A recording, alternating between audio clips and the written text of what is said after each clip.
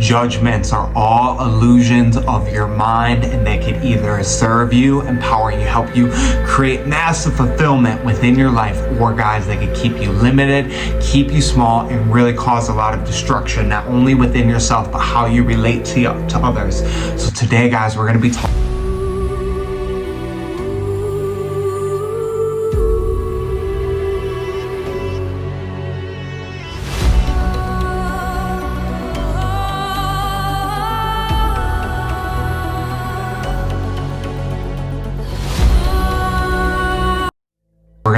about how it's integrated within you. Judgments are a part of your being. You have to honor them and love them.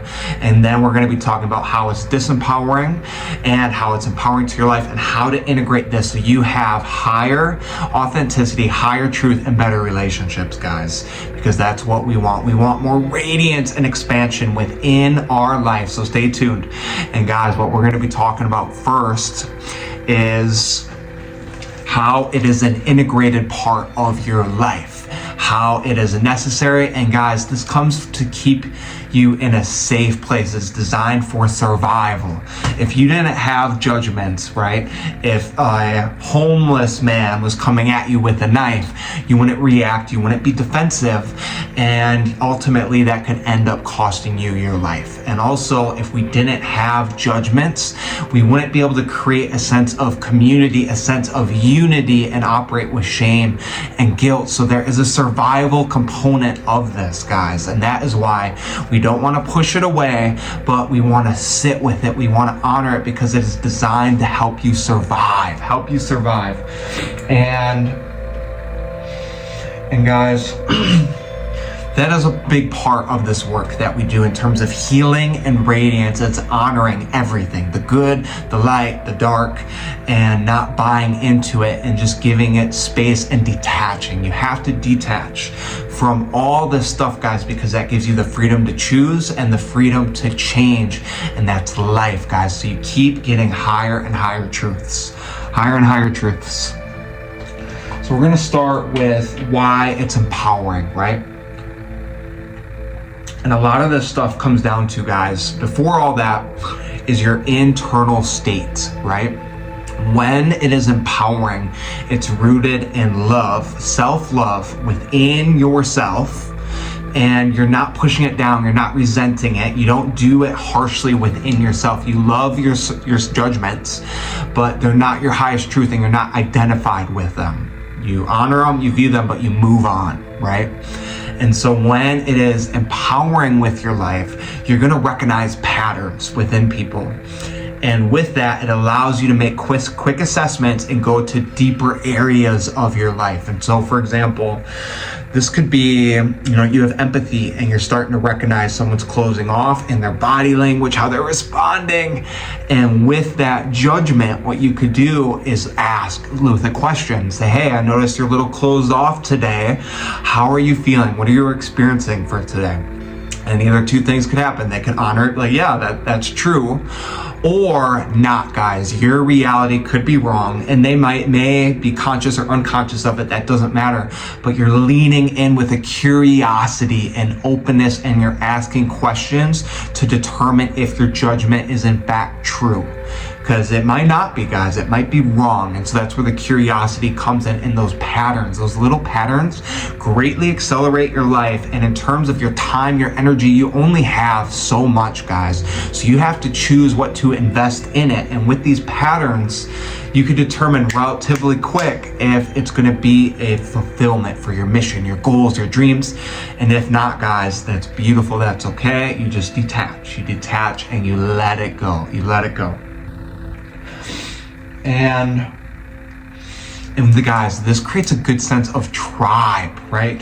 Getting like-minded people together with the same kind of core judgments, in a sense, so you have that unity, you have that community, and you have that connection, so you feel fulfilled and honored, guys. And furthermore, from a disempowering part, say it's a negative judgment, right? And you're looking at someone, how they do certain things, or you're the weakest link in your group with a little bit of judgment, right? And a little bit of teasing, that shame and that guilt, that doesn't feel good, right? A good degree of shame and guilt creates empowerment, because it is a very powerful motivator to change, right? To change. And to give you an example, I guarantee you, if everyone who cheated on their partner during marriage, if they had like a big letter on their head or maybe like a neck tattoo, I will willing to bet there'd be a lot less people that would cheat, because the ridicule and the criticism that would come from that would be a powerful motivator for not other people to engage and do that behavior. And there's this cool insight I'm going to ask you guys. Imagine if every judgment you ever had was tattooed on your body. What would that look like? What would those tattoos be? Would they be more positive, uplifting, more so insights, or would they be negative, destructive, right? So just something to think about. What are you thinking about other people? And is it serving you? Is it not serving you, right? And guys, when it's empowering, it's freedom, and you're not attached to it, you're not identified with it, and you ask questions to make sure it's true. And when you're asking questions, it's for the highest truth. You're not trying to prove you're right, you're just getting the most accurate information possible. But on the flip side, guys, and this is where judgments can be very destructive, disempowering, and this comes with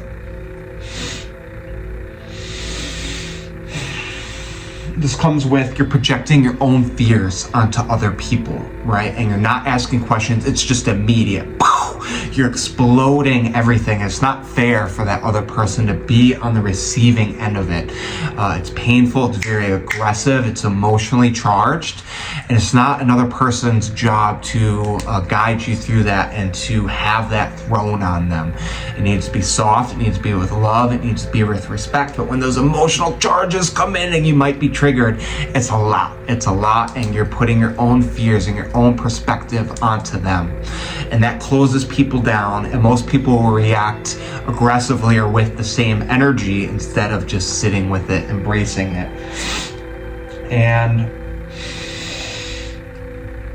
And guys, when it's destructive, it's usually from a place of control. You're trying to control how other people act due to your own insecurities, your own weaknesses, and you're not seeing people for who they truly are. They're misunderstood, they're not seen, they're not valued, and it creates inauthenticity in relationships.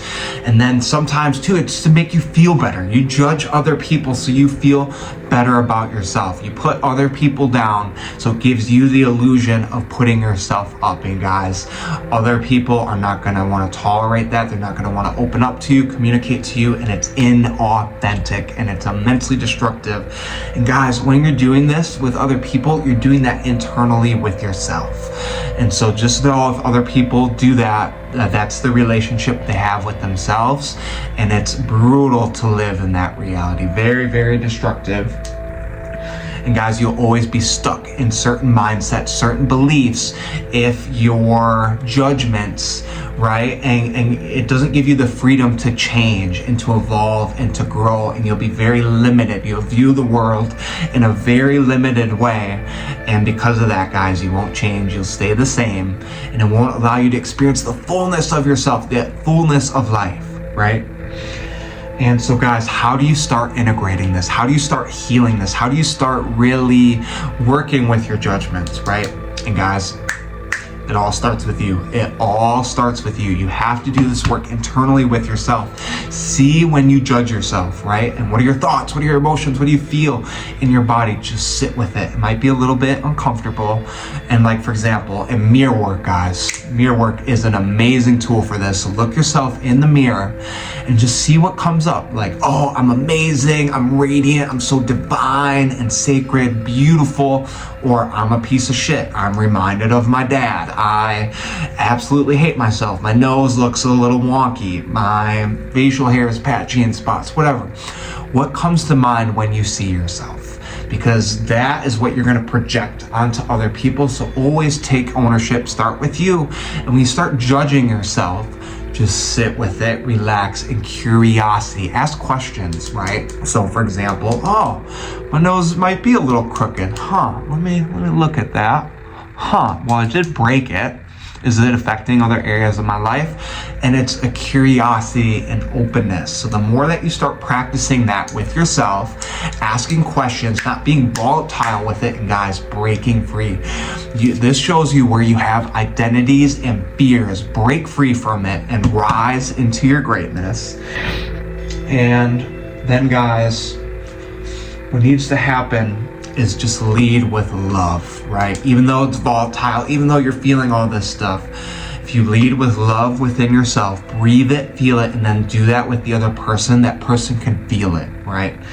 And a big part of this work, guys, it's not necessarily what's said, it's the energy underneath it and how it's being presented.